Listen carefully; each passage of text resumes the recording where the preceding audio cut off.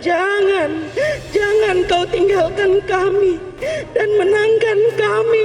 Karena jika engkau tidak menangkan, kami khawatir ya Allah. Kami khawatir ya Allah. Tak ada lagi yang menyembahmu ya Allah. Inilah cerita tentang negeri para bajingan. Sampah ini mulutnya. Nino gaya baru. Jagat maya baru-baru ini gempar dengan salah satu puisi karya Rahma Sarita yang menuai banyak komentar dari para netizen. Kebijakan dan proyek pembangunannya hanya untuk cari cuan. Jika ada yang mengatasnamakan munajat untuk mendiktemu, untuk mengancammu ya Allah, duhai yang Maha Rahman dan yang Maha Rahim, kuasamu atas segala kami serta alam semesta yang kau ciptakan, tolong ampuni manusia yang berusaha mengancammu hanya karena dunia, hanya karena politik, hanya karena pilihan. Jadi kalau Anda katakan inilah negeri para bajingan, saya akan katakan ini hari apa? Inilah wanita bajingan. Subsidi tergantung pesanan. Pokoknya semua tergantung kepentingan. Jangan tanyakan soal keadilan. Inilah negeri para bajingan. Anda wanita bajingan.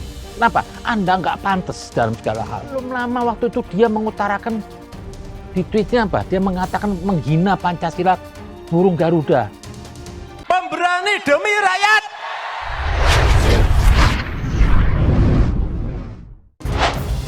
Kali ini saya akan membacakan puisi, dan puisi ini saya tulis berdasarkan fiksi ya. Karena ini memang mungkin saja terjadi di mana saja, di negara manapun juga. Puisi ini berjudul Negeri Para Bajingan. Inilah cerita tentang negeri para bajingan. Sekali lagi kalau kamu menganggap ini negara bajingan, kenapa kamu masih tinggal di sini? Pulang kamu ke negeri leluhurmu di Arab Yaman sana. Bajingan kamu kurang ajar ya. Udah ditolong hidup enak di sini, numpang di negeri orang. Masih berlaku kurang ajar, sopan kamu dengan. Kataannya saya lihat apa ya?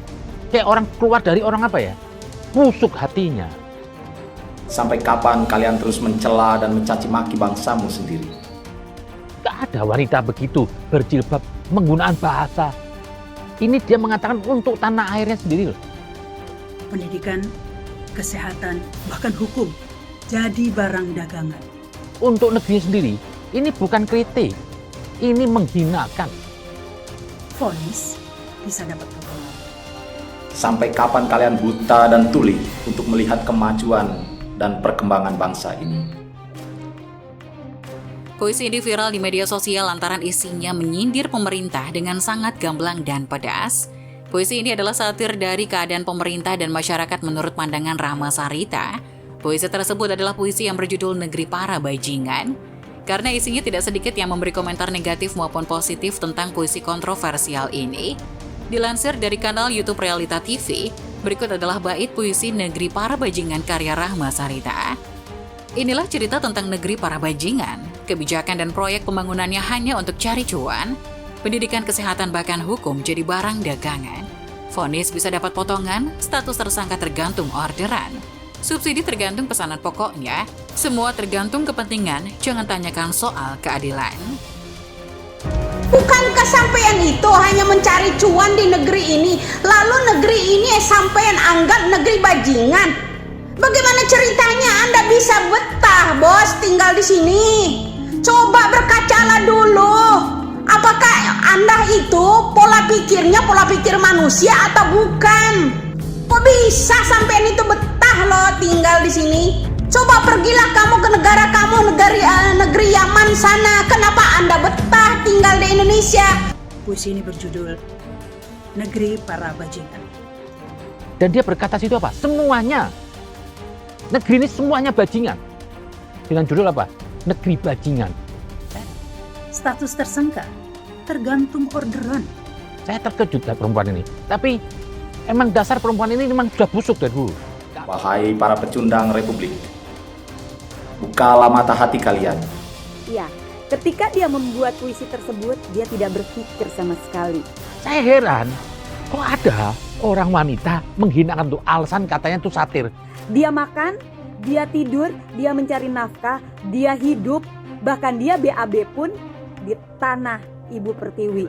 Tidak ada satir. Kalau misalkan saya katakan keluarga Anda itu keluarga bajingan. Ternyata dia krisis moral dan miskin akhlak. Tapi di sini Anda menggunakan kata apa? Negeri para bajingan. Ini saya perhatiin kata-kata Anda itu dalam video itu. Anda mengatakan semuanya loh. Indonesia ini dipenuhi oleh orang-orang bajingan, tidak cocok untuk kehidupanmu. Indonesia ini dipenuhi oleh orang-orang bajingan, lebih baik Anda pulang ke negeri Anda. Bawa sanak famili Anda, bawa teman-teman Anda. Anda duduk sama siapa? Anda emang sekubu dengan Rocky Gerung. Dan saya tahu kubu Anda ini semua. Pada pemilu sebelumnya, aksi pembacaan puisi oleh oposisi juga kerap jadi andalan. Seperti Neno Warisman dulu. Neno Warisman membacakan puisi yang menyerupai doa dalam acara Munajat 212 di lapangan Monas, Jakarta Pusat, Jumat 21 Februari 2019. Pembacaan puisi itu kemudian ramai diperbincangkan warganet di media sosial. Yang bikin Wakil Ketua Badan Pemenangan Nasional atau BPN Prabowo Sandiaga itu disorot publik adalah karena ia membacakan bagian ini. Karena jika engkau tidak menangkan, kami khawatir ya Allah, kami khawatir ya Allah tak ada lagi yang menyembahmu. Neno pun ramai dikritik banyak kalangan. Wakil Ketua Komisi Hukum Majelis Ulama Indonesia atau MUI, Ihsan Abdullah salah satunya.